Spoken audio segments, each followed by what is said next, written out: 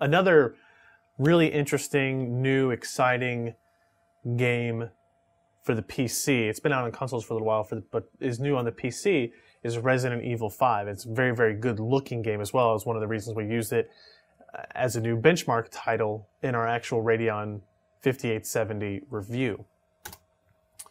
Now, this game, unfortunately, has a little bit of a problem using Eyefinity. Now, here's what you will see with any game if you set the resolution to something like right here. We have the resolution set at 2560 by 1600, and what it does is it actually ends up duplicating the screens across there. So if something were to happen, you could still obviously play your game if you wanted to. Now, if I increase this resolution up to 7680 by 1600, this is what happens. Now you can see it increased the resolution quite a bit, but we are massively zoomed in on the menu, and it's just not a workable situation here.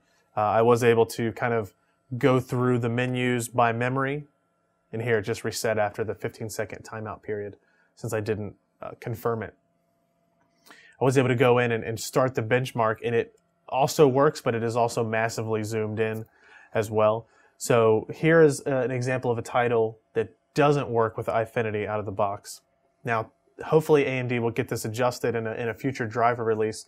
This game was just released on this past Tuesday, you know, just basically 8 days before this graphics card was released, and we had our driver, we'd have this driver in our hands before that.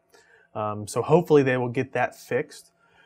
It's not the only game that we found that didn't work. We actually tested had tested Need for Speed Shift, another game that's brand new that came out, and it also had the same type of problem. Now, another game like Grid, which is another racing title we were kind of excited to play, just crashed. We were able to set the resolution, but it would crash. We actually had to manually go in and edit the INI file in order to get back into the resolution, or get back into the game at any resolution, period. So it's important, you know, I was able to play a lot of other games that did work on it, including, you know, BioShock, Call of Duty, and I think you'll find that a lot of games will work out of the box. I believe AMD has provided us with a list of games they have tested, and we'll be providing that in our review or online on our website in some news posts. And as those get updated, we'll let you guys know as well.